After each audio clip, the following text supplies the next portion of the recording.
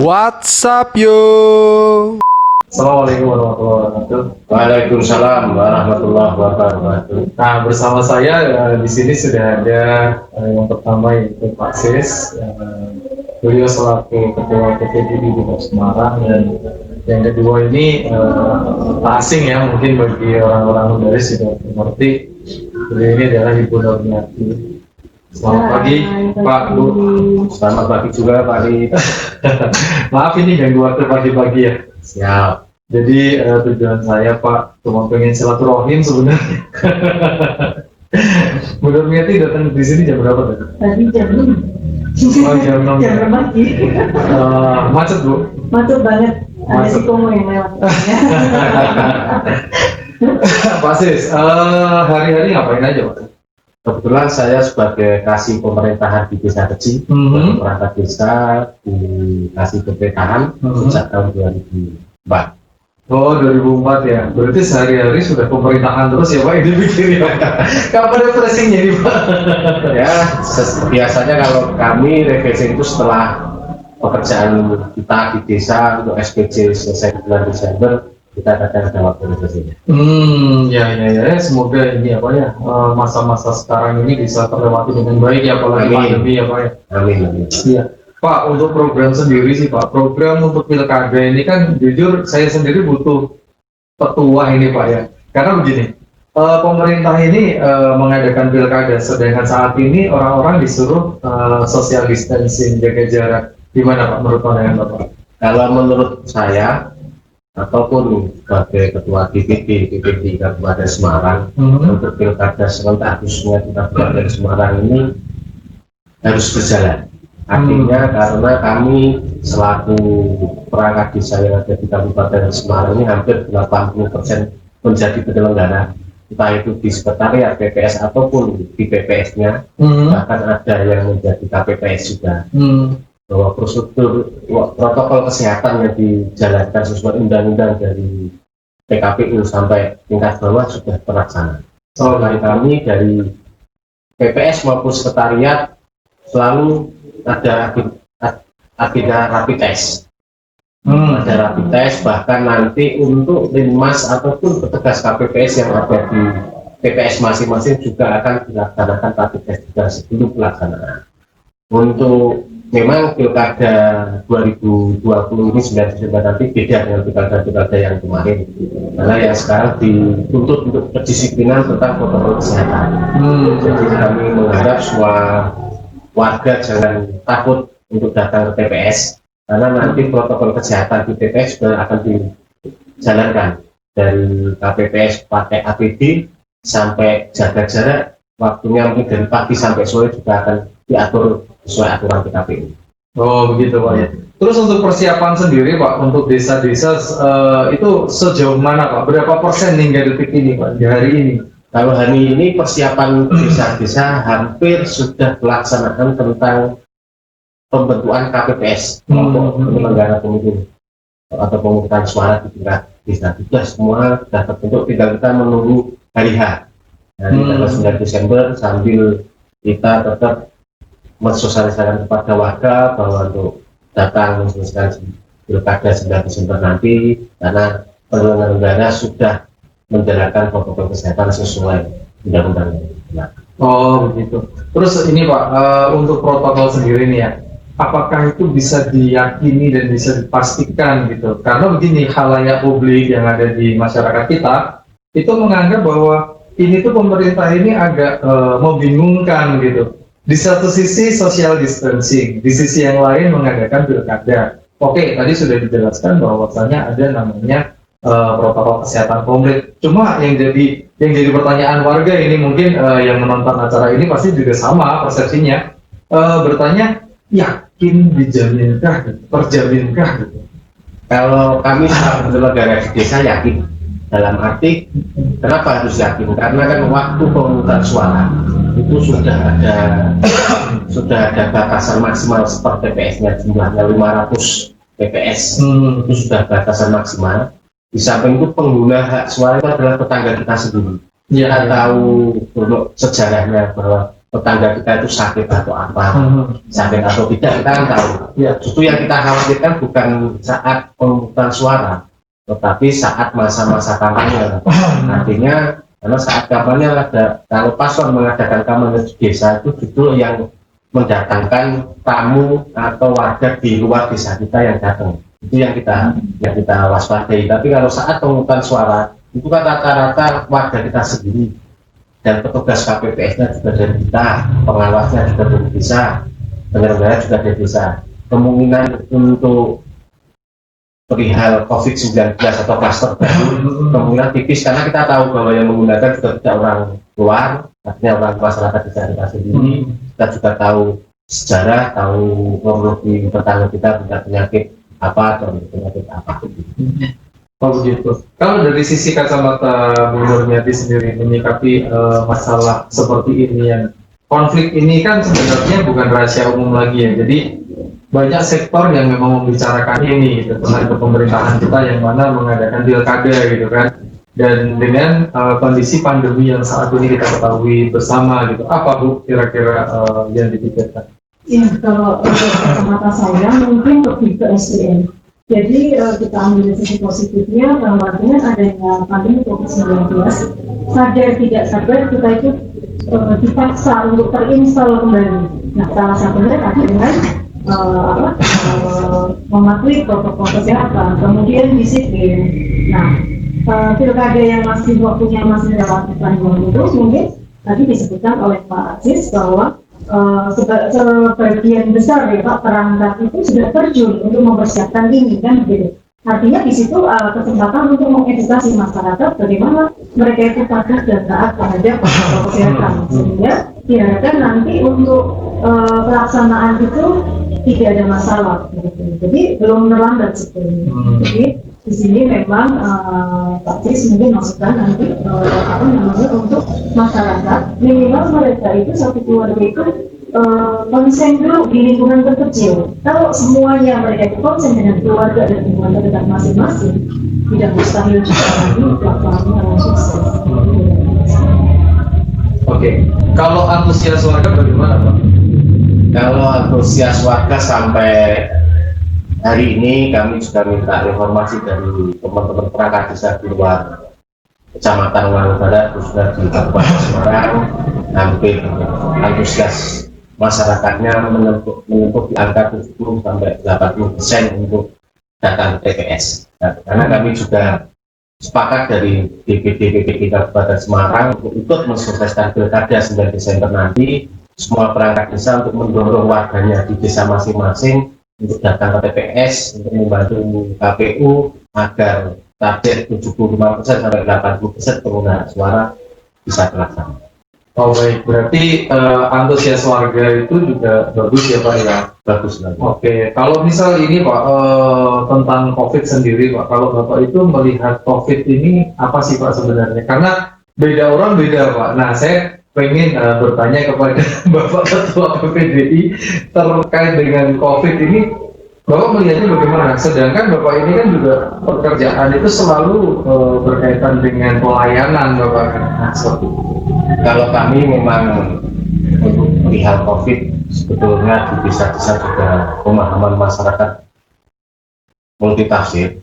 Artinya ada yang mengartikan COVID itu sangat ketakutannya sangat takut sekali, juga ada yang menanggapi dengan biasa juga ada, karena bagaimanapun COVID itu kan penyakit yang kita belum tahu.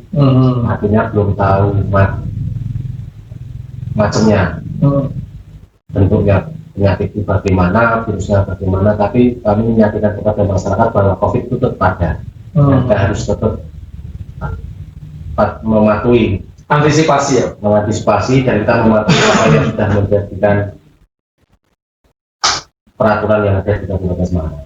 Cuci tangan, jaga jarak, itu kami kita sampaikan kepada masyarakat. Iya, oke.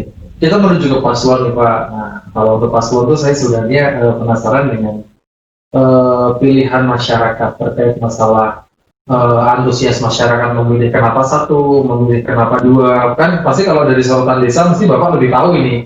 Makanya Karena bapak yang ada di desa itu gitu. Makanya, Rakyat. nah bapak yang ibaratnya menjadi aspirasi ya kan, menjadi aspirasi rakyat, maka apa sih Pak yang masyarakat butuhkan?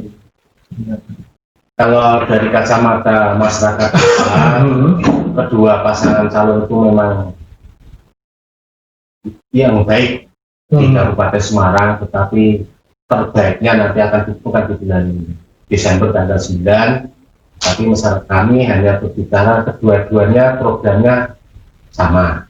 Tinggal bagaimana nanti masyarakat bisa mengartikan visi misi yang sudah tersebar di desa-desa melalui MNT, melalui kader-kader pengusung, partai pengusung dan lain-lainnya. Hanya dari teman-teman perangkat desa objektif saja. Siapapun yang nanti layak memimpin Kabupaten Semarang yang nanti dipilih oleh warga Kabupaten Semarang pada 9 Desember, semoga yang sudah menjadikan visi misi dan jadi saat debat publik maupun saat berkampanye harus direalisasikan agar masyarakat desa ini semakin percaya dengan adanya pilkada. Begitu Pak. Ya berarti hasil akhirnya mungkin Pak Sis ini mendongkrak kepercayaan ya Pak. Ya. Jangan sampai warga ini sudah tidak percaya lagi dengan pilkada. Nah, membahas tentang kepercayaan Pak ya. Sebenarnya gimana Pak? Kalau kita hubungkan dengan sistem, apakah sudah yakin dipastikan tidak ada kecurangan? Kalau masalah kecurangan, kita kan penyelenggara juga manusia, pasti tidak luput dengan salah ataupun hilang. Akan tetapi kami berkoordinasi dengan teman-teman yang ada di BPD Kabupaten Semarang yang menjadi penyelenggara KPPS ataupun PPS agar mengoptimalkan cara kerjanya agar tidak terjadi kecurangan di desa atau di wilayahnya masing-masing. Oh begitu. Kalau dari sistemnya sendiri itu apakah desa punya sistem sendiri Pak atau semuanya mengident di KPU masing-masing? Kalau sistem tentang penyelenggara pemilu pasti kita berpatokan dengan KPU ataupun PPK. Dan tetapi seandainya di lingkungan desa masing-masing ada kearifan lokal untuk menjaga marwah pemilu, artinya biar tidak ada money politik ataupun permainan di masyarakat itu di internal desa mungkin ada dengan kearifan lokal masing-masing. Begitu. Oke, saya ingin membahas sedikit lebih terbuka Pak, lebih luas ya. Sebenarnya kalau kemarin beberapa waktu yang lalu itu kan saya pernah mendengar gitu kan antara PPDI dengan Undaris ini menjalin sebuah hubungan kerjasama yang ada di bidang seleksi perangkat desa. Nah, sejauh mana Pak? Terima kasih Pak Ari. Hal tentang perbuatan pengangkatan pengisian perangkat desa yang di Kabupaten Semarang ya kita sudah dari pemerintah Kabupaten Semarang sudah bekerjasama dengan Undaris yang ketiga kalinya. Ya. Kami atas nama pengurus BPD Kabupaten Semarang cukup puas, artinya dengan hasil seleksi yang diadakan oleh tim Undaris untuk transparansi perekrutan maupun metode materi yang diterima oleh calon perangkat desa objektif tentang soal dan soal maupun lingkungan perihal tentang perangkat desa. Tetapi kami juga ada mungkin saran untuk Undaris agar nanti perekrutan yang akan datang agar tetap ada kerjasama lagi dengan Supermades, walaupun kami di BPD Kabupaten Semarang tidak menjadi panitia, tapi kami akan tetap selalu mengawal tentang seleksi perangkat desa di Kabupaten Semarang agar transparansi seperti tahun-tahun yang kemarin, tahun 2020 yang baru saja kita laksanakan. Kami juga setiap hari ada di Undaris untuk ikut mengawasi, untuk memantau agar tidak ada oknum-oknum atau orang yang tidak bertanggung jawab mengatasnamakan Undaris ataupun mengatasnamakan Pemda Kabupaten Semarang yang bisa meloloskan calon. Yang akan kami kawal terus agar profesionalismenya Undaris dengan di Permasdes Kabupaten Semarang tetap terjaga marwahnya. Amin, ya. bagaimana Bu untuk melihat kondisi ini gitu dari Undari sendiri bagaimana? Ya. Mungkin di sini kami sebagai lembaga yang independen yang berkaitan dengan pilkada ini, tapi kami tetap ambil bagian sesuai dengan kebijakan kan gitu. Nah, dengan adanya pilkada di masa pandemi ini, tentunya kita tetap mendorong dari pihak perguruan tinggi bagaimana pesta demokrasi berjalan dengan baik di Kabupaten Semarang. Walaupun di masa yang seperti ini, sampai sekarang siapa sih yang mau dengan kondisi seperti ini kan tidak ada. Nah, pesan kami yang pertama itu tadi Pak Sis sampaikan bahwa ada yang takut, ada yang cuek. Nah, itulah nanti tugasnya Pak Sis sebagai perangkat dan teman-teman yang tergabung di dalam DPDI ketika bersosialisasi, kita harus pintar-pintar menyampaikan bagaimana caranya masyarakat itu jangan sampai takut dengan kerumunan lain, mungkin dalam tanda kutip kekhawatiran kerumunan massa, karena tadi sudah disampaikan bahwa akan ada protokol kesehatan yang harus dilakukan. Nah, kalau sampai masyarakat takut, yang dikhawatirkan adalah imun itu akan turun.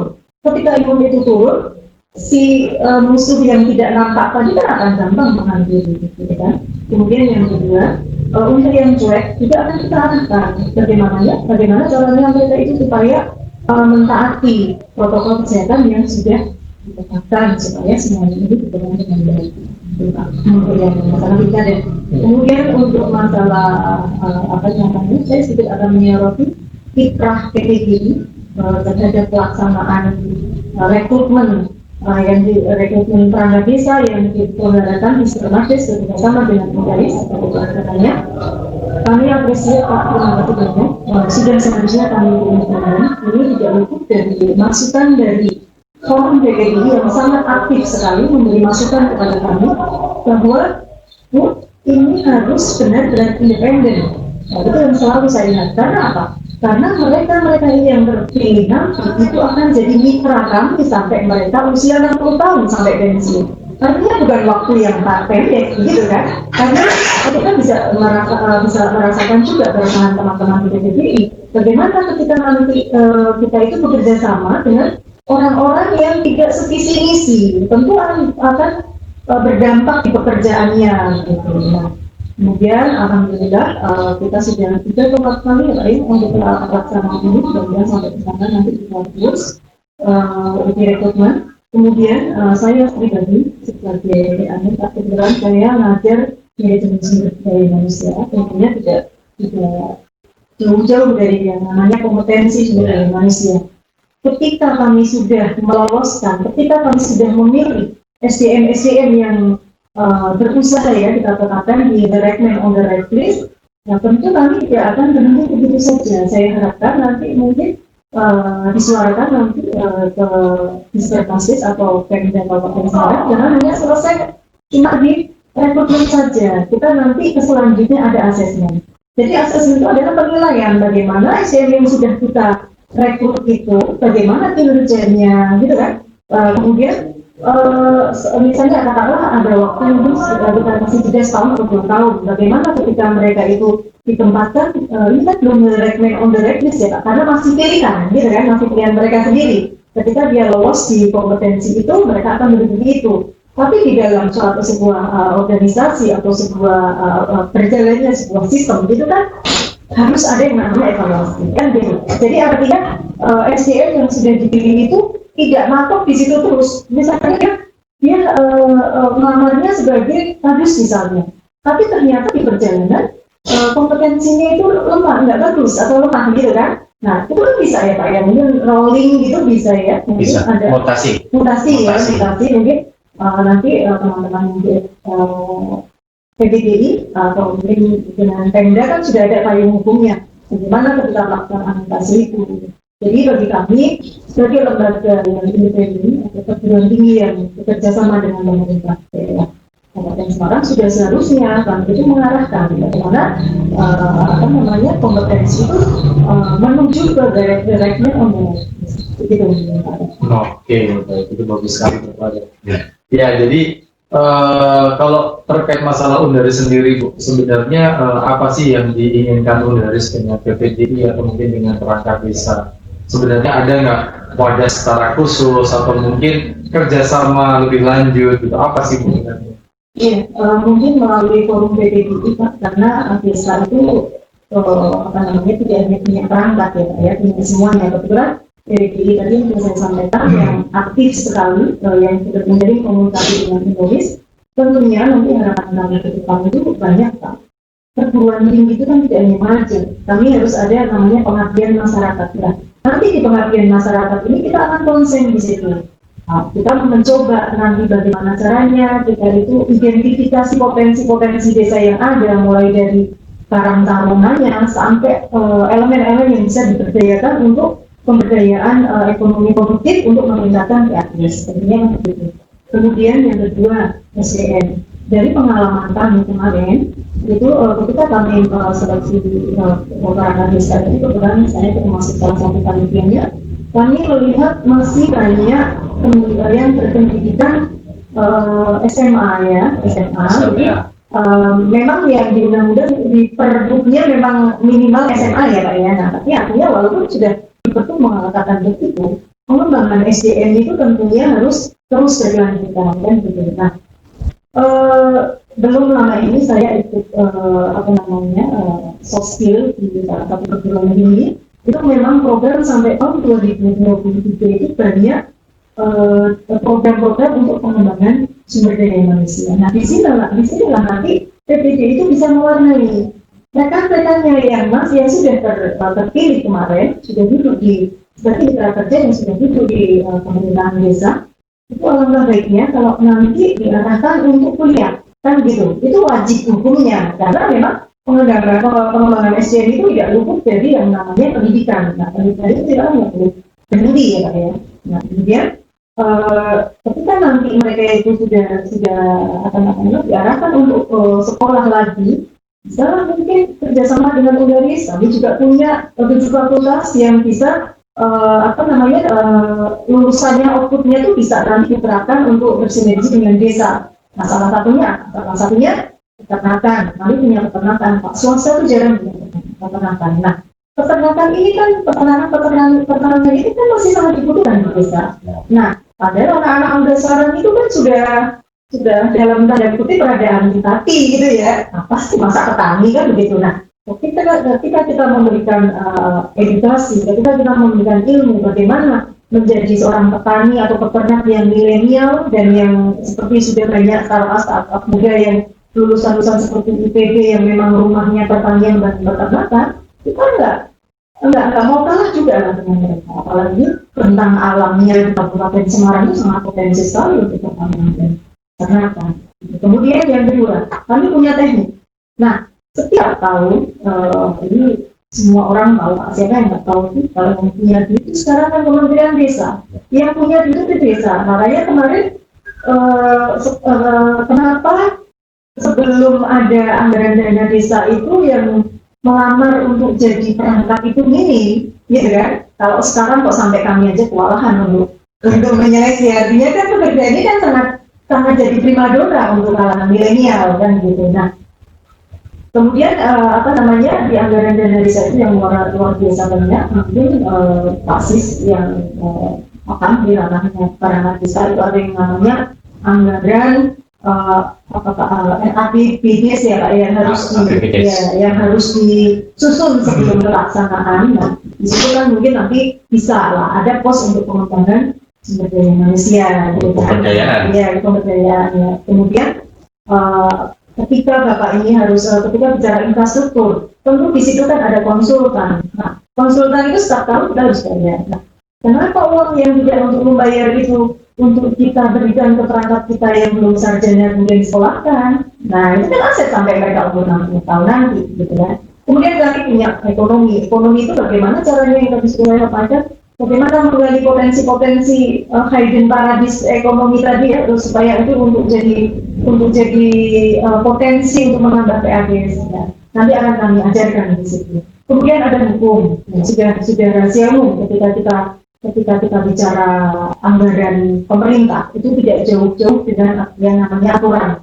Namanya manusia juga ada keplesetnya ya Pak ya. Yeah. Walaupun yang penting tidak diniati untuk memelesetkan diri kan begitu. Yang penting ilmu-ilmu itu nanti akan kita berikan kan gitu. Kemudian kita punya FKIP, kemudian kita punya punya FAI. Nah, FAI ini nanti pemerintah juga sepertinya sudah mulai konsen untuk untuk guru-guru madrasah ya Pak ya, yang pendidikan non formal itu kan juga harus dimulai dari sekarang ya. Mungkin memang itu yang kami tawarkan, kemudian biaya juga tidak terlalu mahal ya Pak, hanya sebulan berkisar antara 500.000 ya kan, 500.000 itu apa ya Pak, biaya fotokopi kan ya, lebih mahal daripada itu. Nah, kita secara tidak langsung itu sekitar 4 tahun kita nanti akan punya SDM yang sudah sarjana dan akan bermanfaat sampai mereka itu usia pensiun 60 tahun. Ya. Oke, baik. Udah panjang lebar, tapi jelas ya Pak ya. Jadi mungkin Bu Nurmiati ini mewakili Undaris sebenarnya, mewakili Undaris untuk jalinan kerjasama antara Undaris dengan BPDI. Semoga bisa terlaksana ya Pak. Syukur-syukur di tahun depan dari 2021 mungkin. Iya. Pak, satu lagi Pak, adalah pertanyaan nih Pak. Kesiapan alur Pak. Jadi apakah ada beda gitu? Jadi dulu sebelum pandemi itu kan alur pilkada seperti itu. Nah di era pandemi ini dari awal masuk sampai akhir gitu. Kalau dulu kan pakainya tinta ya, saya masih ingat tuh tinta gitu. Nah cuma kan sekarang anti sentuhan nih Pak. Nah jadi saya cuma pengen sekilas tahu tentang alur Bapak. Jadi dari awal orang masuk memilih kemudian sampai selesai perhitungan bagaimana? Kalau untuk bimtek tentang pemungutan suara yang untuk tingkat KPPS belum dilaksanakan, mungkin nanti kurang H-3 sampai H-7 sebelum pelaksanaan, tetapi gambaran dari PPK itu sudah disampaikan bahwa nanti tidak ada istilah muluk tangan, tetapi nanti teknis untuk bagaimana nanti kok tanda warga ini sudah melaksanakan hak pilihnya, mungkin nanti pakai tetes atau bagaimana, tapi nanti ada teknis tersendiri sesuai protokol kesehatan. Dan nanti semua KPPS itu sesuai yang ditanyakan Pak Arif tadi, bahwa sekali masuk pakai undangan, tapi kita dari pihak KPPS sudah melaksanakan APD, bahkan kita juga ada kaos tangan juga nanti semua anggota KPPS. Bahkan perbedaan alur yang ditanyakan Pak Arif tadi jelas beda. Kalau dulu setelah PPS ada rapat berita acara dan tinggal kita sampaikan tumpuk, kita berikan ke kecamatan. Kalau PPK, kalau sekarang enggak. Setelah berita acara harus kita masukkan dulu ke plastik, kita semprot desinfektan dulu, kita bungkus, kita lap tisu, baru kita kirim ke PPK. Sama juga Pak ya. Sama juga PPK kalau mengadakan rapat dengan PPS juga sama berita acara juga harus kita terapi, harus dimasukkan plastik, disemprot desinfektan, dilap tisu, baru dikirim ke KPU. Dan dari PPS ke PPK ini kalau tidak dibungkus plastik melanggar aturan, artinya melanggar protokol kesehatan. Dia selalu dilaksanakan oleh PPS. Sambil nambah apa yang ditanyakan Pak Arif tadi, nyambung yang disampaikan Gubernur perihal tentang peningkatan SDM perangkat desa, karena BPD Kabupaten Semarang untuk program pendeknya tahun 2020 ini kami sudah membuat operasi PSU Mitra BPD Mukti yang nanti akan meningkatkan kesejahteraan perangkat desa dari eksternal APBDes. Ya. Nah, untuk selanjutnya mungkin nanti dengan apa yang disampaikan Pak Arif sama Bu Nur tadi perihal peningkatan SDM individu perangkat desa akan kami programkan dalam program kerja BPD Kabupaten Semarang. Entah teknis kerjasamanya bagaimana, MUD-nya nanti bagaimana akan kami rapatkan di awal tahun 2021 dengan pengurus BPD Kabupaten Semarang dan pengurus PK. Artinya PK itu bukan yang tanda kutip, bukan yang senang megang Pak ya. Kalau PK di ADART di BNPPD adalah pengurus kecamatan. Kami sudah terbentuk 19 kecamatan. Nanti kita juga akan mengundang PK 19 kecamatan ditambah pengurus harian, akan kita masukkan program untuk peningkatan secara individu perangkat desa. Apa yang disampaikan Gubernur tadi. Tetapi kalau untuk peningkatan kapasitas aparatur pemerintah desa setiap tahun sudah rutin dari pemerintah daerah bekerjasama dengan Projo, Pak Desi bersama dengan PPD sudah ada bimtek pimpinan teknik dan aparatur. Tapi secara individu nanti akan kita sampaikan, kita disusun di program kerja di tahun 2021. Siapa tahu nanti banyak perangkat desa yang masih pengen meningkatkan SDM-nya melalui istilahnya bahasa orang desa itu kuliah UT terbuka gitu.